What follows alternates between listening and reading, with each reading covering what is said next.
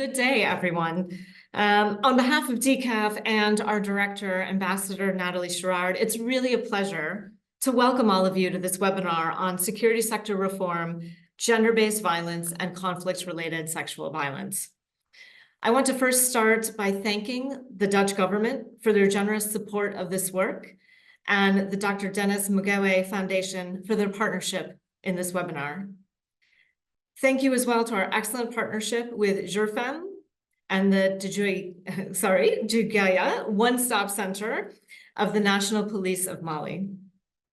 And thank you very much to all of you for being here today. It's really encouraging to see such a diverse and knowledgeable group of experts gathered to engage in discussions on conflict-related sexual violence. Your commitment to this cause is essential for our collective efforts, and I'm really excited for today's conversation. So for those of you who may be less familiar with DCAF, the Geneva Center for Security Sector Governance, we have been working for over 2 decades to support security sector reform and governance globally. Our mission is to promote security that is accountable, effective, and most importantly, people-centered. Human rights, gender equality, and the rule of law are at the very core of everything that we do. Within DCAF, the Gender and Security Division plays a key role in integrating gender perspectives across all of our work. We lead DCAF's efforts in promoting gender equality by providing policy advice, conducting practical research, and implementing operational projects globally. We offer a broad global perspective on the successes and challenges of advancing the women, peace, and security agenda, drawing directly on work with armed forces, parliaments, ministries, and intergovernmental organizations like NATO, the OSCE, and the UN.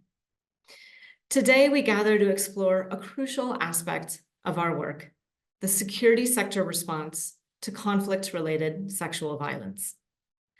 This webinar will provide you with the results of our recent project, partnering with country experts to conduct research in Ukraine and Mali. In recent years, global attention to CRSV has grown significantly, highlighting the urgent need for more effective prevention and response mechanisms. A key challenge in addressing CRSV is ensuring that security and justice sectors, specifically the police, military, and judiciary, are well prepared to prevent and respond to such violence, both in peacetime and during times of conflict. A fundamental part of the WPS resolutions and policymaking have theorized that where a country's police, military, and justice sector have been sensitized to gender inequality and gender-based violence, they'll be willing and able to prevent and respond to CRSV. WPS national action plans and security sector institutional strategies have thus frequently prioritized training for police and militaries on gender and CRSV, with the understanding that these measures contribute to long-term institutional change. So is this true? And if so, how? Looking at what works, why, and in what conditions was critical to our research approach. Collaboration was also critical, and we're grateful to the many 30+ experts who came together to discuss the research findings with us in October. We're looking forward to sharing the project's findings, conclusions, and recommendations with all of you.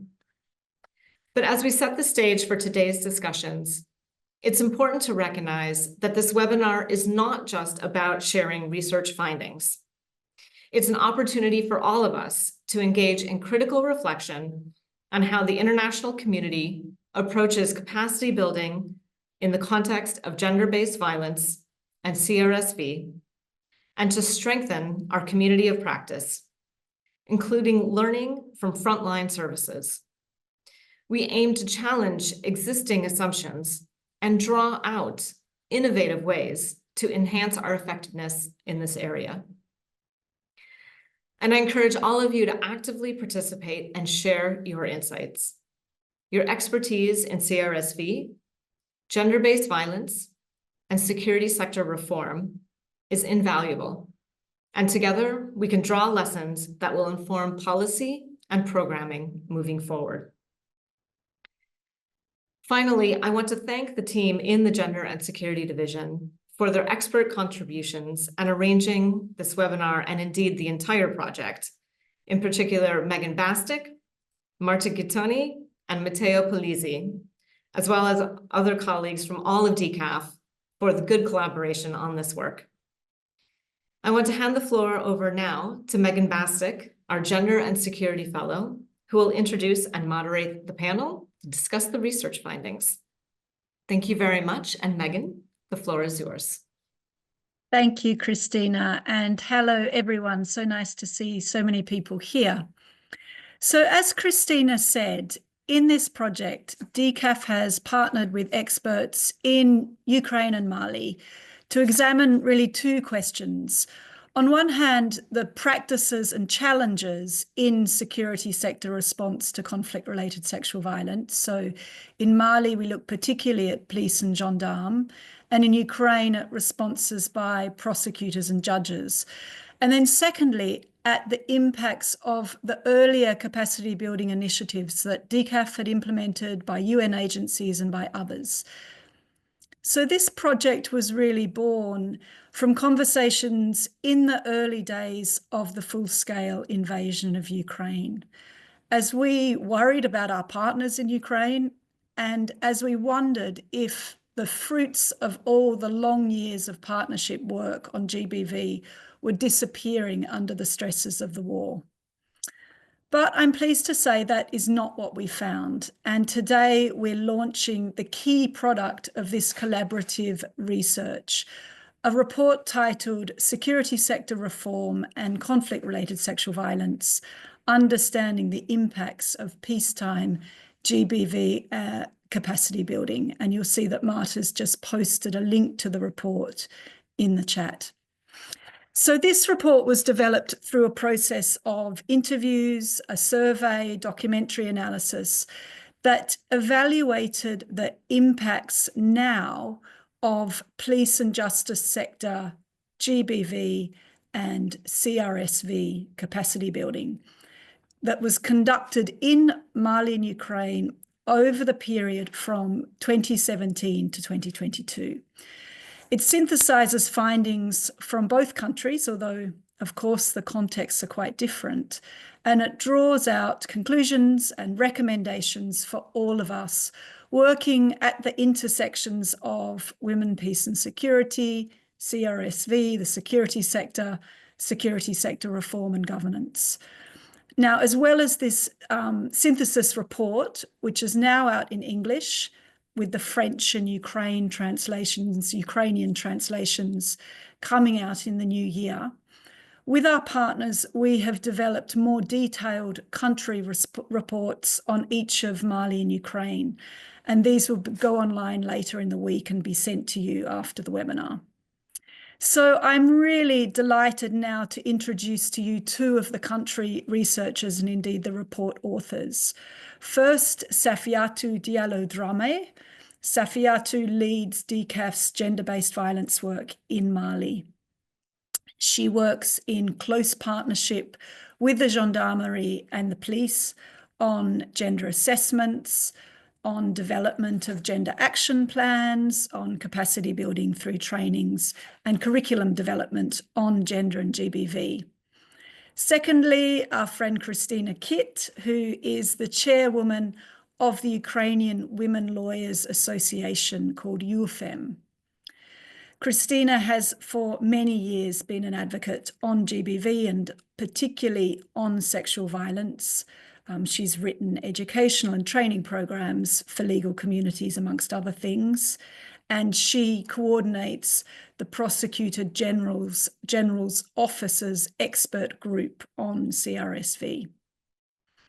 We are really honoured also to welcome two other women who are working at the front lines of survivor support. First, Asitan Traore, who is a divisional commissioner within the National Police of Mali. And Asitan is the head of the one-stop centre for survivors of GBV in Bamako.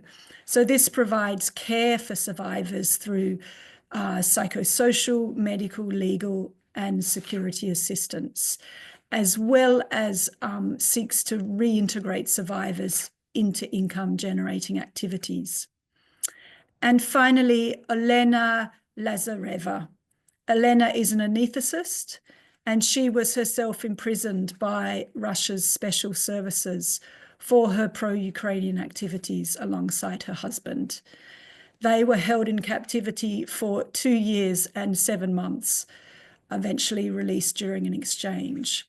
Both Elena and her husband survived torture and sexual violence.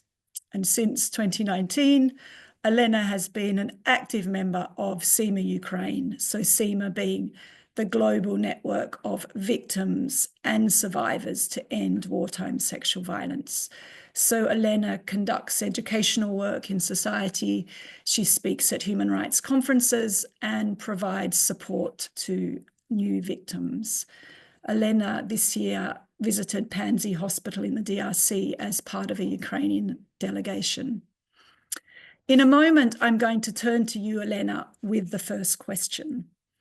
But to explain briefly, once our panelists start to speak, you'll see there is a Q&A chat function on the bottom bar of the Zoom. On mine, it's sort of second to the right. So if you'd like to ask a question of the panelists, please put it in that Q&A so it doesn't get lost in the general chat. You can do this at any point now, and you are welcome to ask your questions in English or French or Ukrainian. Be aware that in Ukrainian, we'll be relying on Google Translate, so we apologize if there's any small problems with the understanding of the nuances, perhaps, of your question.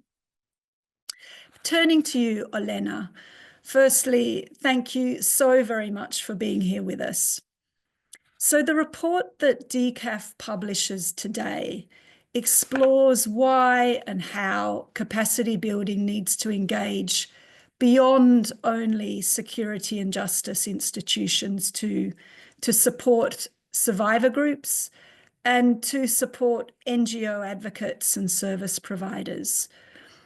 Elena, do you have examples of responses that focus on a survivor-centered approach? And what do you see as the challenges in CRSV response in Ukraine? Over to you, Elena.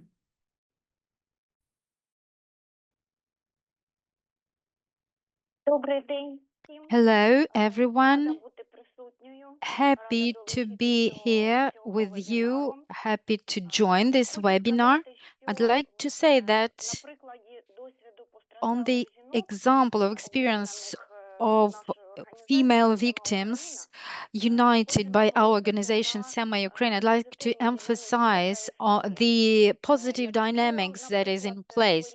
For example, if we compare 2019 and the opportunity to give testimony to the General Prosecutor's Office, we've been fighting for this opportunity since 2019 till the end of 2020, and only became capable only with the support of Dennis Mukwege Foundation. So before the full-scale invasion, this process was accelerated significantly. Also, the attitude of investigators changes step by step. It becomes more humane, more sensitive. So security agencies, they actually become less official and more humane. And it gives us a lot of hope that we will better understand each other, that is, investigative agencies and survivors. Also, the society changes really quickly and has been doing so since the start of the full-scale invasion. The survivors themselves do not show their stress when speaking to investigative authorities. They better understand their rights, what they can say, how they can speak, in what way.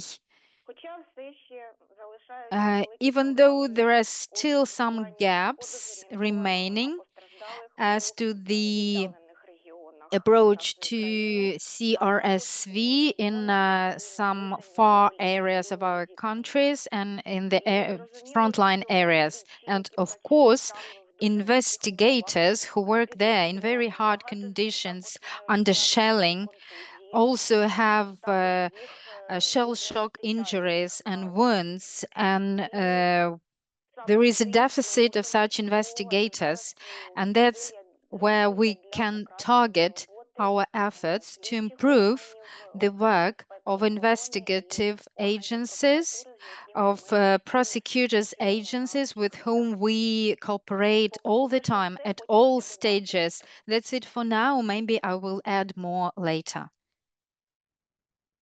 Thank you very much, Elena. And I mean, nice to start on quite an encouraging reflection. Let's move on to Mali. Commissioner Asatan, our research in Mali underscored that stigma there remains a really significant barrier to justice and support for CRSV survivors. What is the National Police of Mali doing to prevent and respond to CRSV, and in particular in relation to combating stigma? Over to you, Commissioner. Okay, thank you very much. Thank you for the opportunity and of participating in this webinar. You know that the police is ensuring the security of people, of course, and based on that, we are implementing at the level of the national police a line based or a line related to violence, whether it is related to conflict or gender-based. And through this call line, there is a team that is going to respond and help people, and that is a police initiative. And at the level of the police, the commissariat, we have a brigade which is in charge of accompanying girls and women. And the Mali police created the one-stop center, which is in charge of victims of CRSV. And at the level of the center, we provide assistance, and we also work at the level of prevention through awareness raising. We try to have campaigns of aware raising for the population. We talk about the conflict and the consequences of the conflict so that the population can know how to denounce CRSV, because they need to know what it is, what CRSV is. We also train women, we train all people, we train all the DCAF, Defense and Security Forces, so that they can actually make this concept their own and know how to work. And in our center, we also provide medical or health care, because you know that there are people who are injured or there are victims of abuse, and we provide care.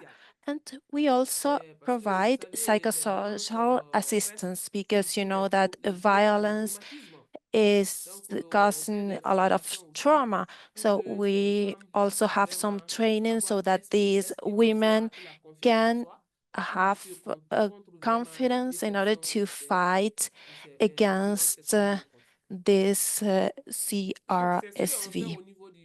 That's what we do at the level of the national police. And today, the national police is raising awareness through the civil society organizations.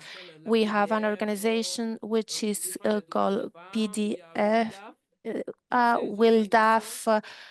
We have different organizations that interact with the police so that we can work together. We have a population who are facing problems with going to the police because sometimes they don't trust the police, and we also have the civil protection. So we are trying to provide training in order to facilitate this relation between the police and the population. And well, these are some of the answers that we are given to the CRSV prevention in Mali. Thank you very much, Commissioner. I mean, I think you've introduced so many important issues already. I really take from your comprehensive response this sense of a very proactive posture. And it also, in some way, reminds us that although the project we're talking about was largely about international capacity building, we hear that in Mali, you are yourselves a capacity building actor as well, in the sense of training other parts of the security sector. Perhaps we can come back to that. But Christina, I'm going to turn to you now and turn back to the Ukrainian experience. One of the key findings of the research that you conducted looked at the fact that survivor-centered approaches to investigation and prosecution are not necessarily consistently applied across the spectrum of gender-based violence crimes. And I wondered if you might reflect on this issue and more generally your learning in terms of how the justice system is preventing and responding to CRSV in Ukraine. Please, Christina.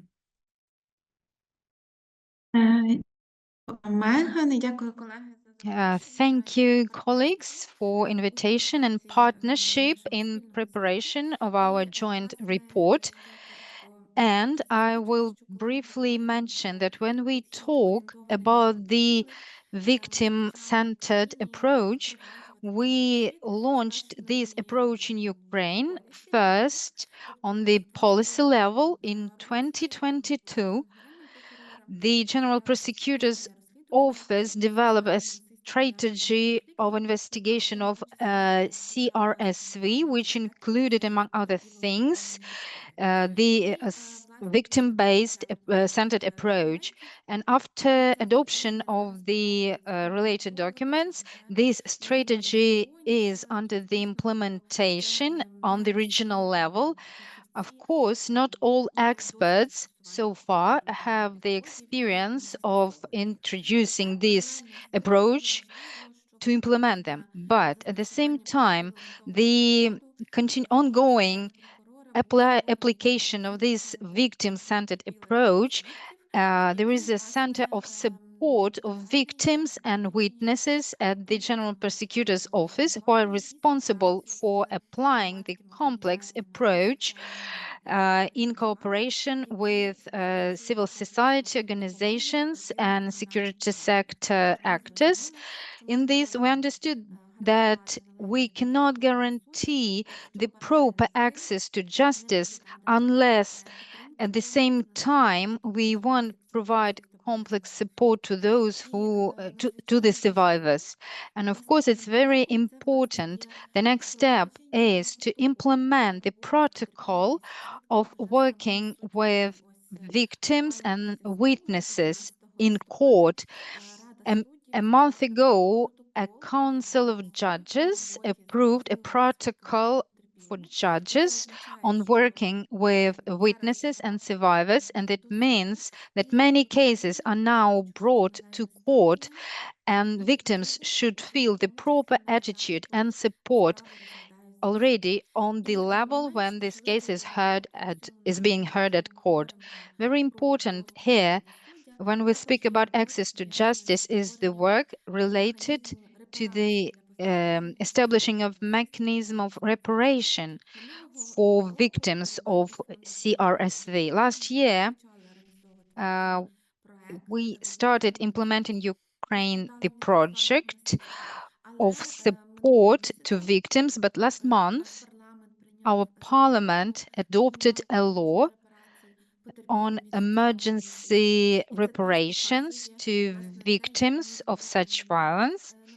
And it demonstrates how in wartime we are trying to build this holistic system for survivors, and understanding that the access to justice is not just the court ruling and prosecution of perpetrators, but it also supports in restoration of those who survived CRSV. And it's very valuable work that civil society organizations are conducting in partnership with Parliament, and we try to implement best practices and procedures. Thank you.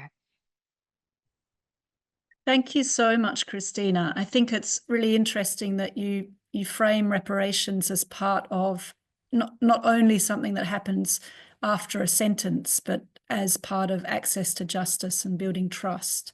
I think that's something that's not necessarily often front and center in thinking about survivors coming forward. Thank you. So Safiatou, I'm now going to turn to you. Your research in Mali drew out the importance of focusing capacity building on values, attitudes, and institutional norms. I remember, you talked about the limitations of only focusing on skills and assuming that security sector personnel will all agree that particular acts are wrong and illegal. And I wondered if you could speak to this issue of values and norms, and more generally to what you see as the challenges in preventing and responding to CRSV. Over to you, Safiatou. Je vous remercie. Et je m'excuse par rapport aux caméras. Thank you very much. I am really sorry I can't turn on my camera because my connection is pretty bad. So we have fighted against major challenges, institutional and community challenges. Regarding the institutional challenges, the research showed that it is essential to fight for integration and for a people-centered approach and to implement an holistic approach, implemented an approach based on standards in terms of norms and values. So we are going to implement those new practices and the lesson learned. For example, the law on gender-based violence have not yet been approved in Parliament because there are a lot of barriers for the law implementation. But so we have to fight against many barriers at the Parliament level. But we are working on this, trying to implement work on intervention, on infrastructure, and on personal training. We lack protocols also in institutions, in police and gendarmerie, protocols which would help them to implement good practices in terms of gender-based violence or conflict-related sexual violence. As you also told, we have skill building program we have implemented. We have worked on institutionalization through focal point implementation and skill building programs which play their role in our fight against GBV. We want to improve partnership with other actors, implemented communication channels between different types of response to improve the efficiency of response of every actor, especially police, gendarmerie, and justice. As far as our community challenges are concerned, we are trying to implement a communication and strategic plan. We have organized an activity, for example, for civil society actors and also for justice actors. So we have very rich panels, discussion panels, which prove to be very effective and interesting, and also with the military forces. So this was an opportunity to desacralize the idea that police forces and gendarmerie forces are not aware of the importance of such questions.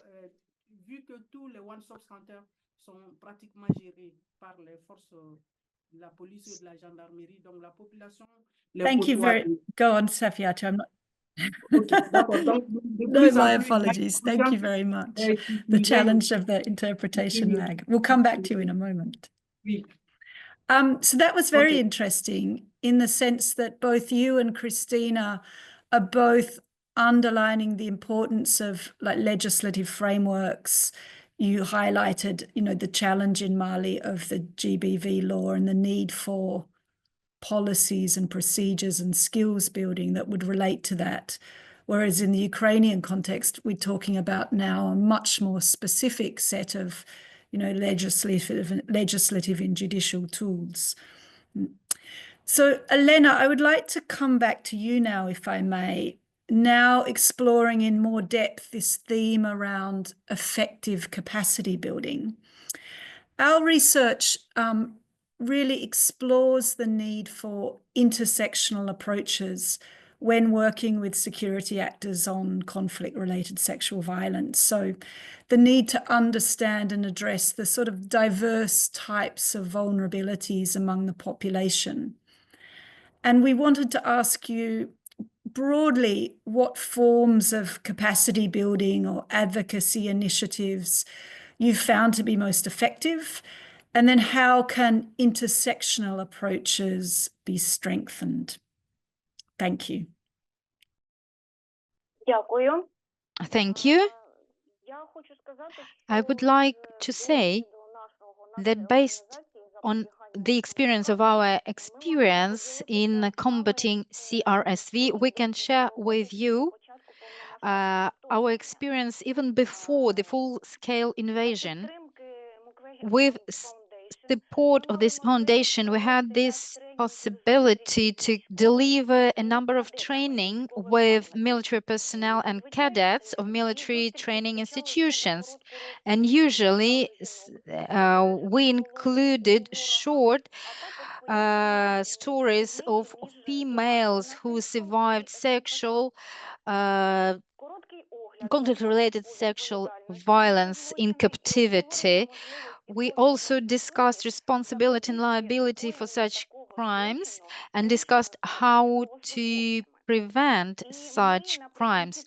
And at the end of the training, we received very good feedback, and we saw the interest from the military in discussing this difficult topic. Then, tracking further the activities, during the first year of active stage of war in 2022, my colleagues and I proudly discussed our contribution and stated proudly the lack of such crimes committed by Ukrainian side.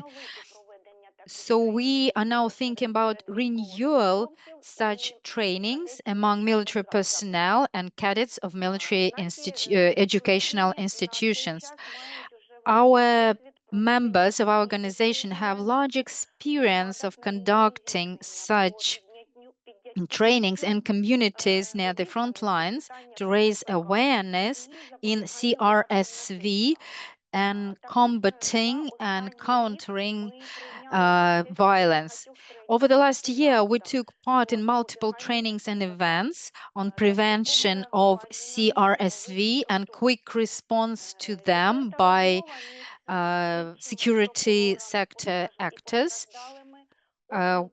We shared our experience, we shared our insights, improved the work of investigators, and we can see it all improves the final results of investigation. I'll give you just examples of some events that we participated in. It's just the last 2 months, October and November. On the 3rd of October, we were invited by Global Right Compliance. We took part in a very important event, which was titled Roundtable Way of Survivals of CRSV in Criminal Process, Best Practices. We had representatives of security sector and females of our organizations, FEM Ukraine, and we discussed very important approaches on how to work with survivals, how we can work with this with investigators, prosecutors, police officers.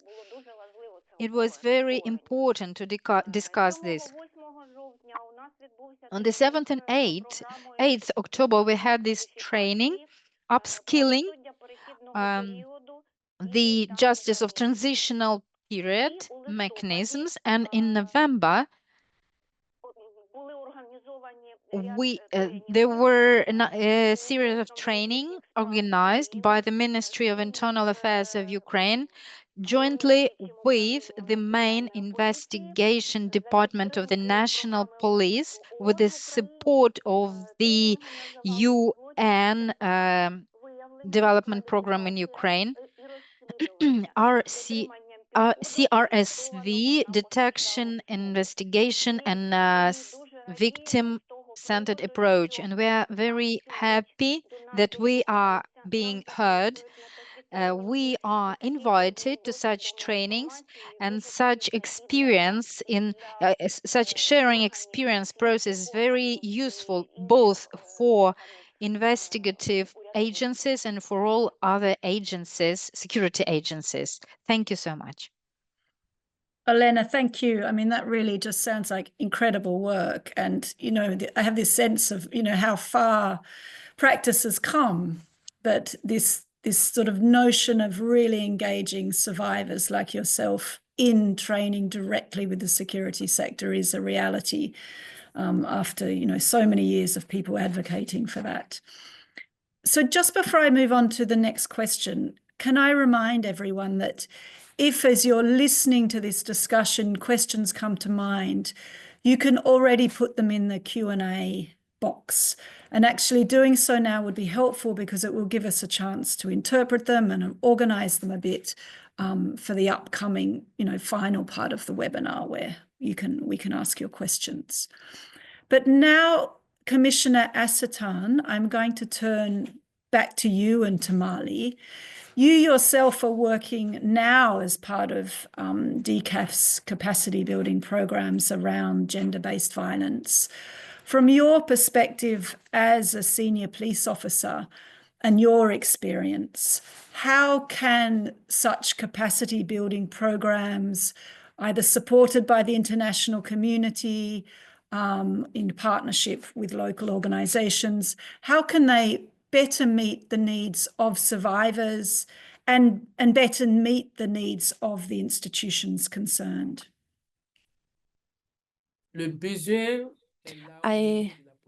Well, at the level of the police, we have the international community with us, and we really need the support of the international community.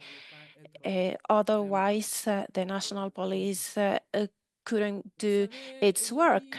You know that today the police needs training and capacity building, especially specific training about CRSV. But besides the common basic training,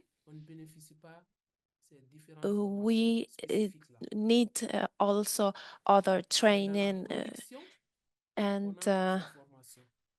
we need to have this training. However, we don't have enough budget to train the staff of the police about the CRSV. That's why the international community is financing the capacity building initiatives, especially DCAF. Today, DCAF is an important partner in Mali because DCAF is accompanying and financing all the trainings and all the initiatives of capacity building of the police and the gendarmerie in Mali. Today, we have the survivors who are there. The survivors need legal assistance, and in Mali, we don't have funds which are attributed to provide legal assistance of GBV survivors. That's why we have survivors who are there who don't have any justice or reparation. That's why we need the support of the international community today so that we can have funding and ensure to pay the fees of the lawyers. Unfortunately, we don't have financial resources to pay the fees of the lawyers and the justice fees. That's why the international community can really help us with that point. We also have another need at the level of the survivors, and it is to gather them. You know that they have many challenges and they have a lot of strategies to share with other survivors so that they can really overcome the consequences of the violence of which they were victims. Today we have that challenge, and it is to gather the survivors so that they can share their experiences and their strategies, the challenges, the lessons learned, and the strategies that they used to overcome those bad experiences. So we really need the international community to accompany these women. We need to know that today the Malian government don't have funds to accompany the initiatives in favor of GBV survivors or the initiatives for capacity building, which is specific on that issue in Mali. Thank you. Thank you very much, Commissioner. I mean, very interesting again in that you're describing support needs, for example, paying for legal aid or bringing survivors together that fall outside of, I think, what's typically envisioned in GBV capacity building, which is often sort of skills-based training.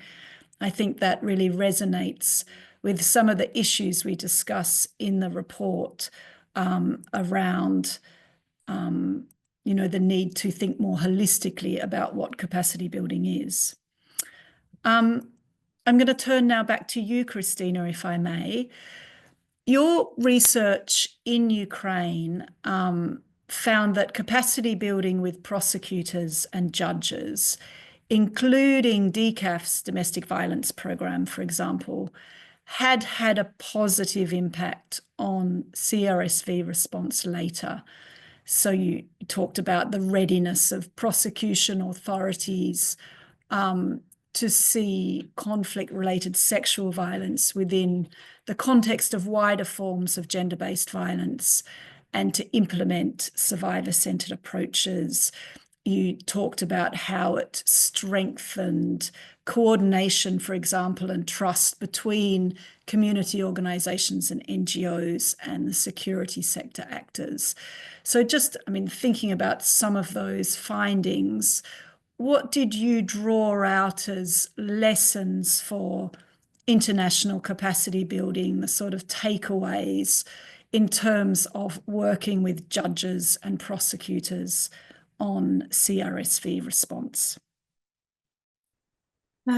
Звісно, що важливо відмітити. Of course, it's very important to note that in 2022, since the start of the full-scale invasion, if we are talking about civil society organization primarily, who started to respond CRSV, first of all, these were civil society organizations who previously worked with domestic violence, female supportive organizations, because they had experience of cooperation and communication with survivors of CRSV, and at the same time, then they required upskilling, in particular legal elements, because it has a bit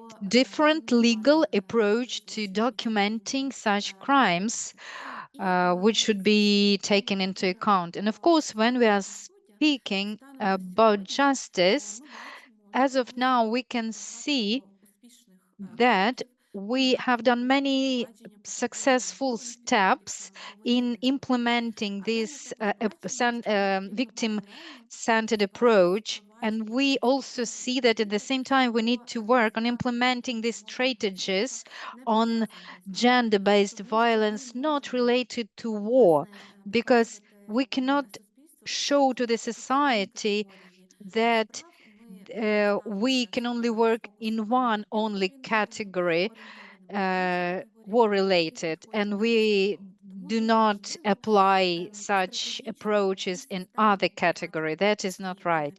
So we need to apply such an approach in all gender-based violence cases, including in CRSV. And here it's important to understand, and I want to draw your attention to the fact that it is very important to cooperate with international experts and community, because when we speak about international crimes, these are the crimes that do not only relate to Ukraine or Mali, these are related to violation of international humanitarian law. And if we want to provide security and accountability for such violation of these IHL norms, and if we want to shape this trust to international law and international institutions, we need to, together with international community, figure out how we can make sure the accountability for such crimes, and how to provide support for all the survivors, regardless of the country and the conflict it happened, whether it's international conflict or non-international conflict. And here, by way of joint discussions, we always have these expert groups and discussions.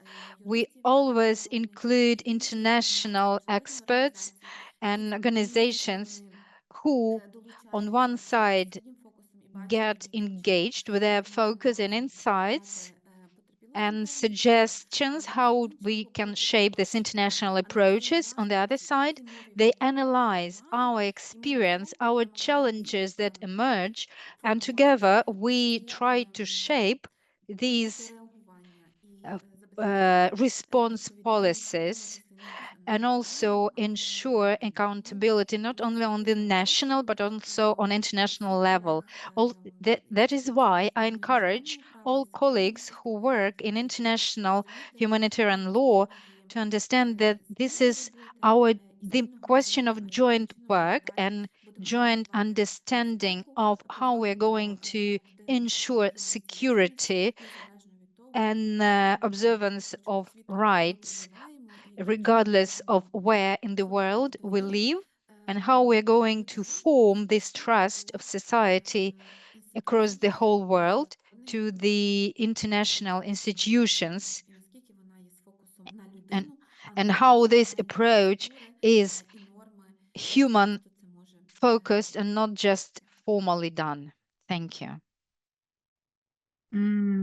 Thank you very much, Christina. I mean, you're really speaking to, this big picture about how ensuring prevention and accountability speaks to the legitimacy of the whole multilateral legal order and, the rules-based system that we hope that we all live under.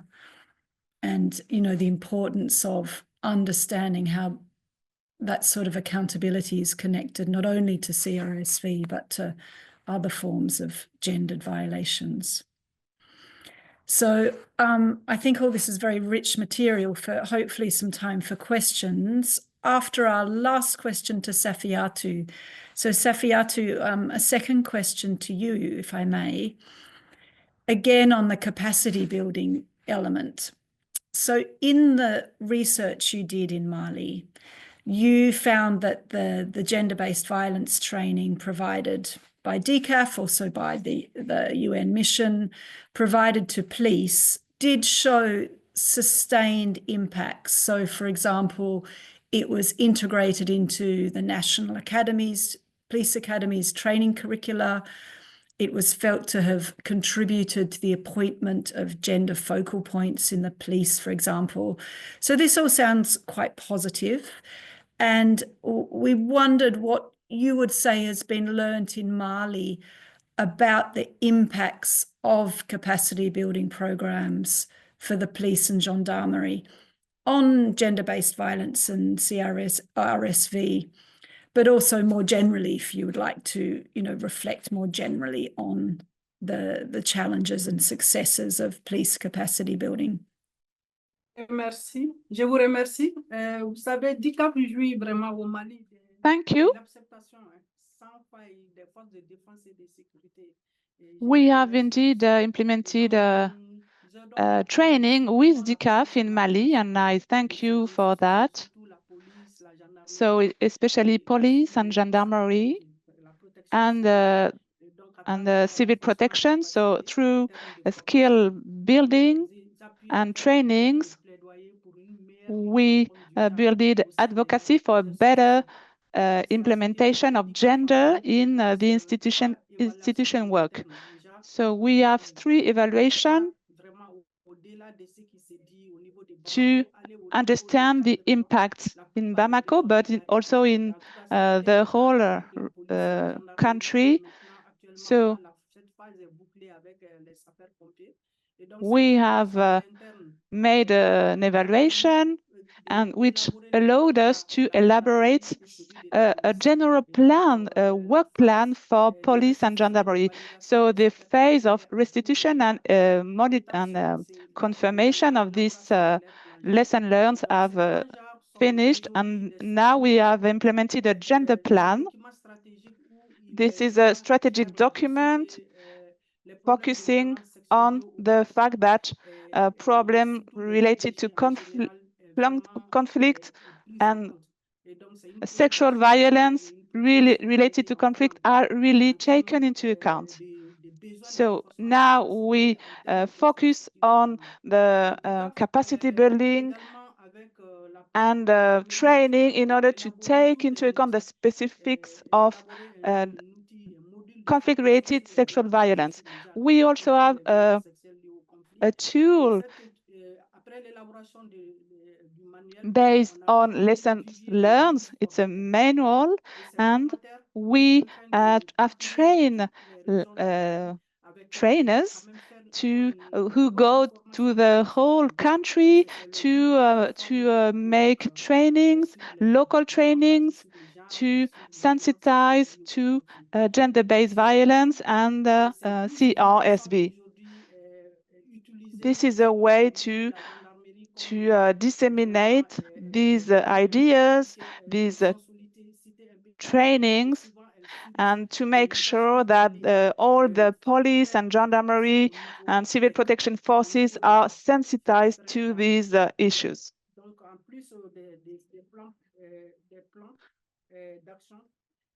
As part of these national plans, DCAF has also organized skill building programs and gender-based trainings. So these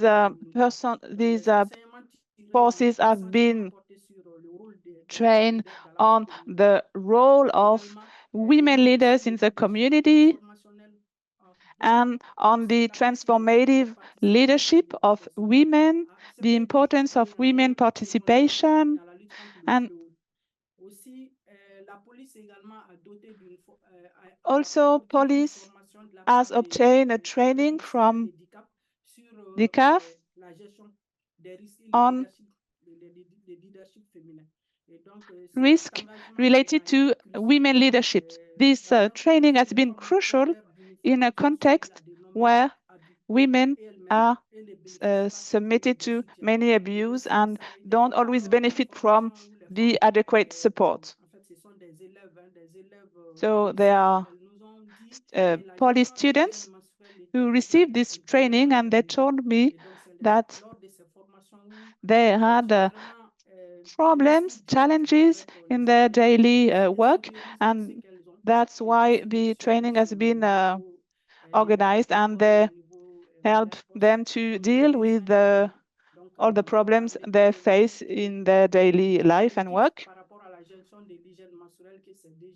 So there is no universal solution, but we were able to give them tools and strategies through this training and this kit to help them face those challenges.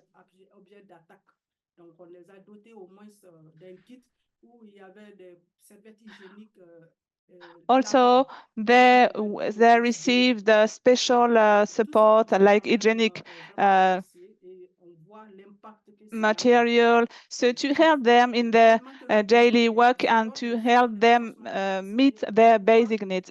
This is part of a skill building, which is, you see, pretty large and varied.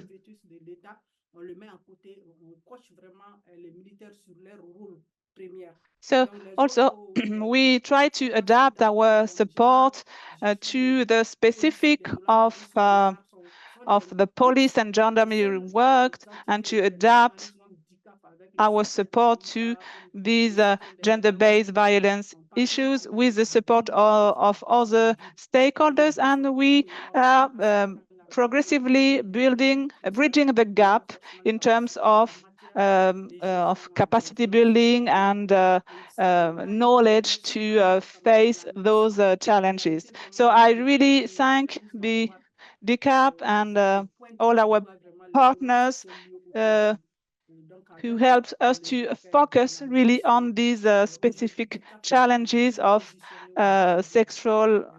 conflict-related sexual violence. We could really do a good job and bring a change in these domains. Thank you very much. Thank you so much, Safia. I mean, it really sounds like you're doing so many different activities at different levels. And it's certainly encouraging to feel like, you know, the sort of programs we're working on are really being shown to be effective and, you know, improving how police are able to respond to survivors. So I'm really grateful for all our panelists for their sort of responses and comments. Marta's just made me aware that we have had some challenges with the interpretation. So I'm very sorry if that's been the case for anyone and if anyone missed parts of the discussion for that reason. We do have time left still for questions if people would like to ask them. There's the Q&A chat. I mean, I think we are, and my colleagues will jump in if this is the wrong thing to say from a tech perspective, but I think we're a small enough group that people could also raise their hands and I could unmute them and they could ask their question. Marta, do you think that would work? I think it should. Yes, no problem. Yes, please feel free to raise your hand or jump in. Oh, no, now I can't hear you. So we definitely have some problems. We So I have can see one raised hand. I'm not sure who it is, but I'm going to ask that person to unmute. And if that's you, you can. C'est moi. Bonsoir. Yes, it's me. Good afternoon, good evening. Vous m'entendez? Fantastic, thank you. Can Go you hear ahead. me? Yes, we can please hear go. you.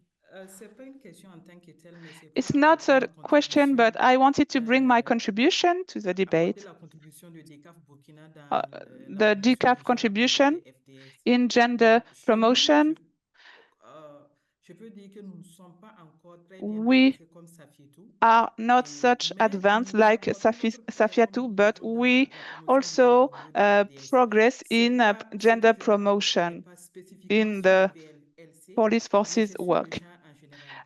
I don't have Il faut dire qu'au niveau du information Burkina precisely Faso, on pour ce qui est gender-based des états violence, on d'information et conflict-related des sexual informations de violence, but défense et de instead of sécurité, gender-based on violence, we aimerait work supprimer on le module the sur le police genre. Donc, schools bon, because pour faute de moyens, parce qu'il manque pas de moyens, on avait supprimé a le few module sur le genre. months Et comme vous savez, ago, au we niveau de la had promotion du suppressed FDS, a ils sont special appelés à module prendre en charge in le police recrutement des training policiers. on gender Comme on a because assez we d'autres didn't have any activités. resources to Donc, avec maintain l'appui de it. DCAF, So nous avons pu after élaborer un DCAF manuel de support, we could formation elaborate et a sur la prise training en charge des manual VDG au profit des centres et to écoles des better FDS. Donc, tackle ce GBV. fut un long processus. Le That manuel a has been été a long process, but very et il a été successful one.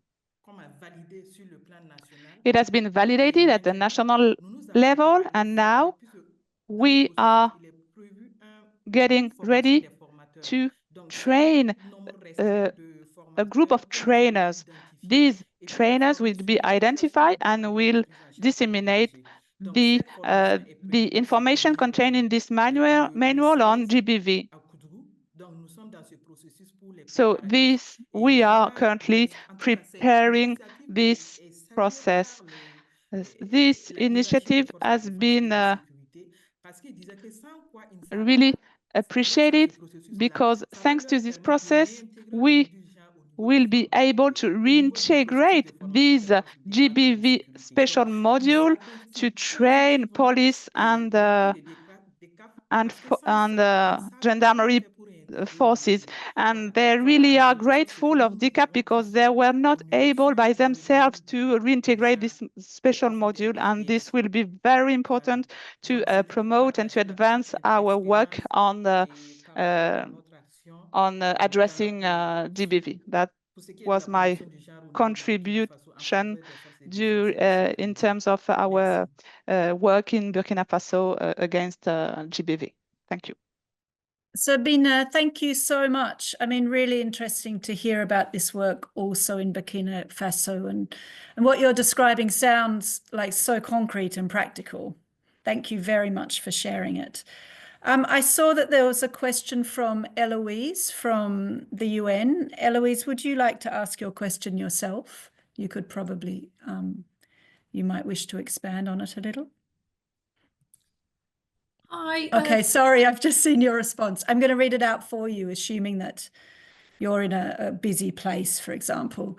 So Eloise has asked to all the participants, I think, I mean, to all the panelists rather, do you have any comments on the framing of preventing CRSV when training security forces? That is, should we be framing CRSV within international humanitarian law as a violation, or in relation to cultural norms and standards, for example? So I think if any of the panelists would like to comment on that question, they can unmute themselves.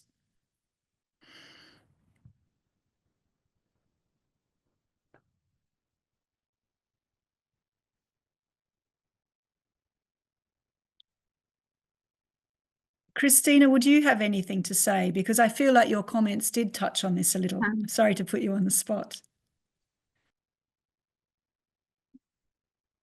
Я, звісно, з радістю Of course, I would be happy to share our experience, how we do this, because it's just recently that we delivered training for military personnel of the armed forces of Ukraine, also as related to IHL and CRSV. The only thing that I can say that such training are really needed because people are rather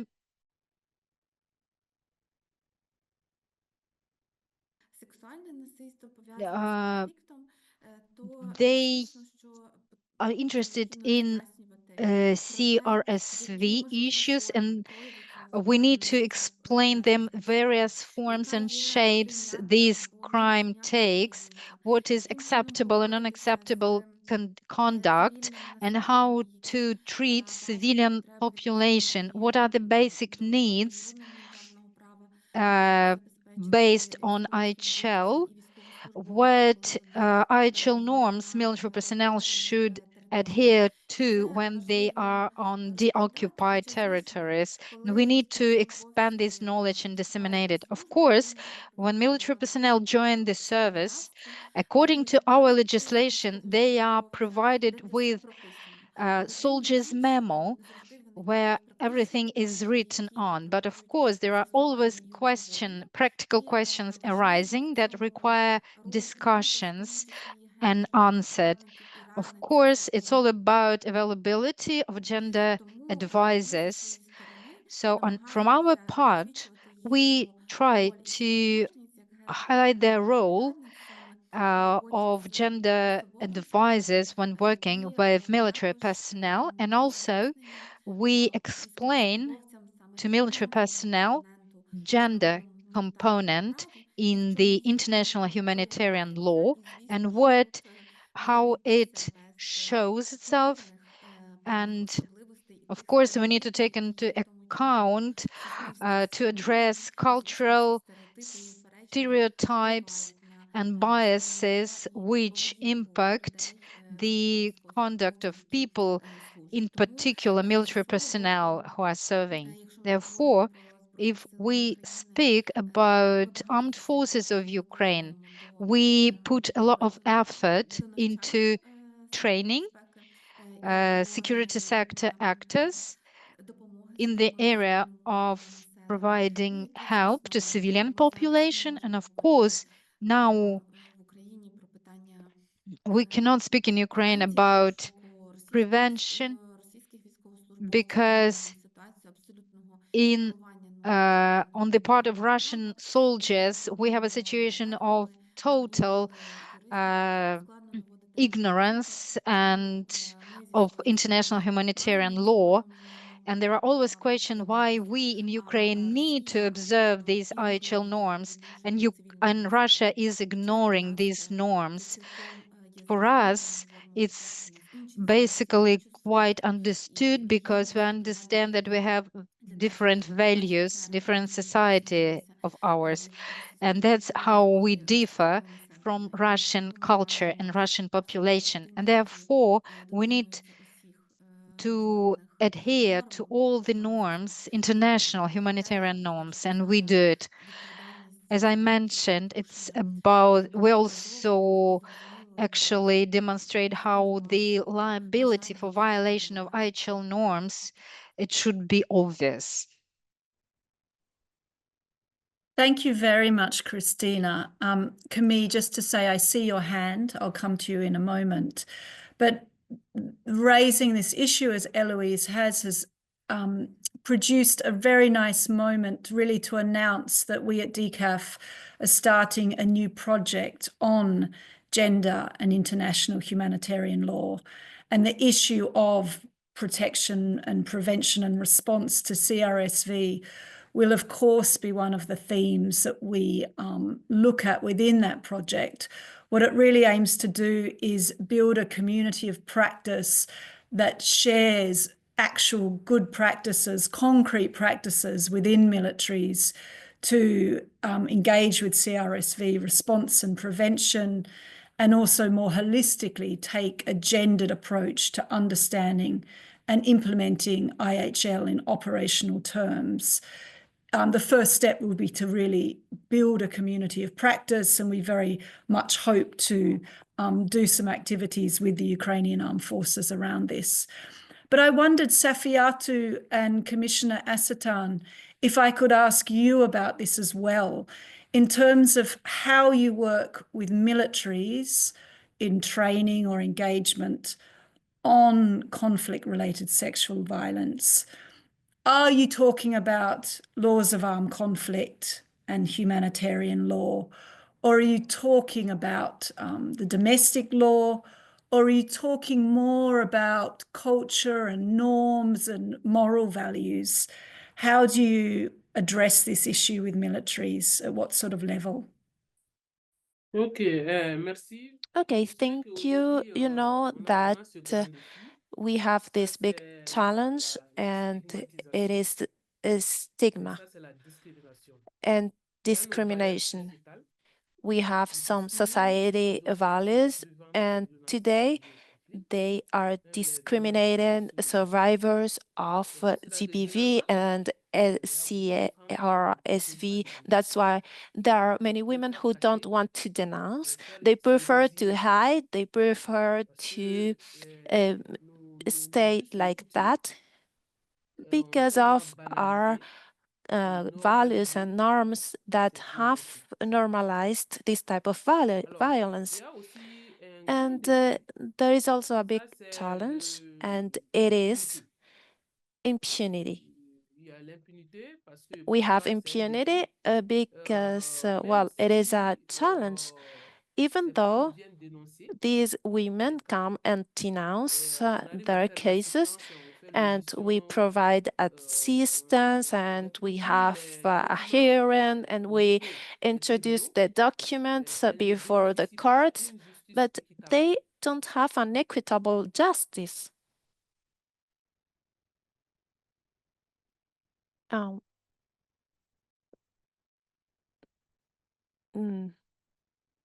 think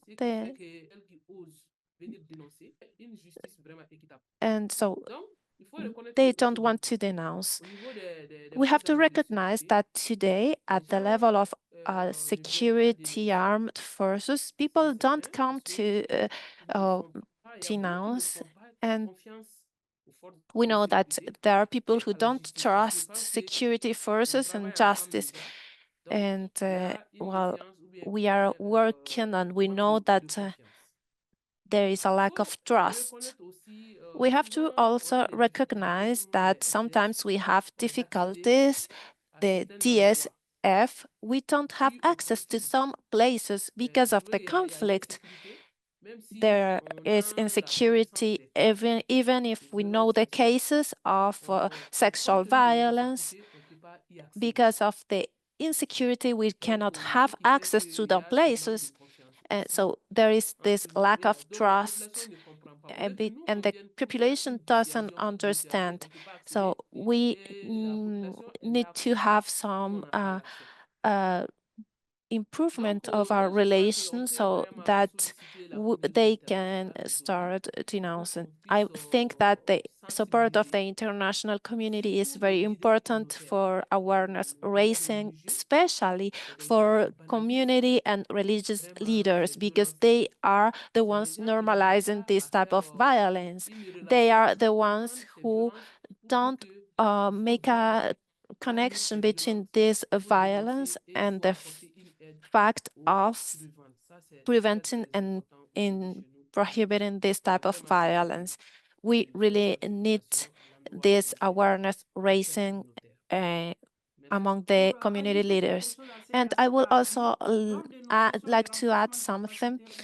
When we had some capacity building sessions, we reviewed all the international text and the regional text, and especially the 1325 resolution, and all the texts that are there that justify the work on gender, including CRSV.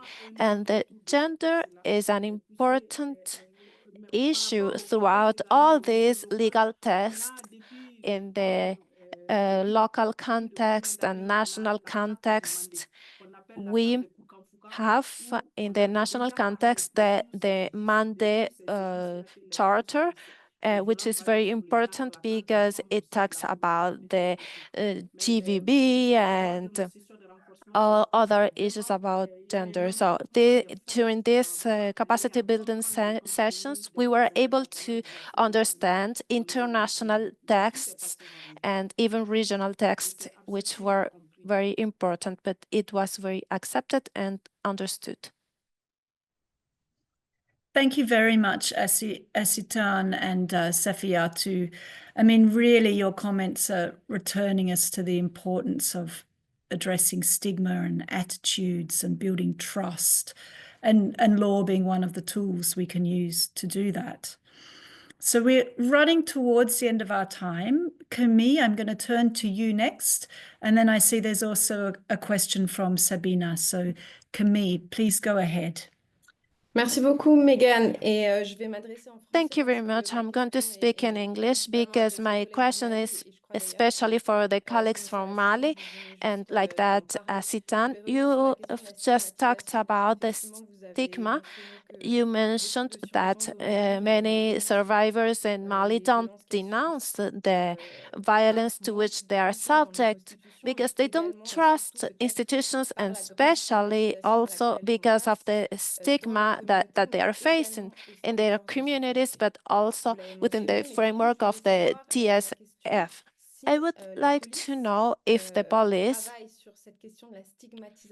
talks about this issue, the stigma regarding in the security forces, and if you have worked on these attitudes or behaviors that prevent denunciation by women. And I know that in Ukraine, we also have a stigma, but in Mali, we work with survivors who are organized within networks of survivors. You mentioned that at the beginning of the webinar. We are working with existing networks. However, these networks are not very public, and these victims are not presented as if they are victims of CRSV because of the stigma. And it is well understood that it is an opportunity that they are missing because you don't know about the existence of this network and you cannot work with them. I would like to know if your institution or DCAF has established something about it. Thank you.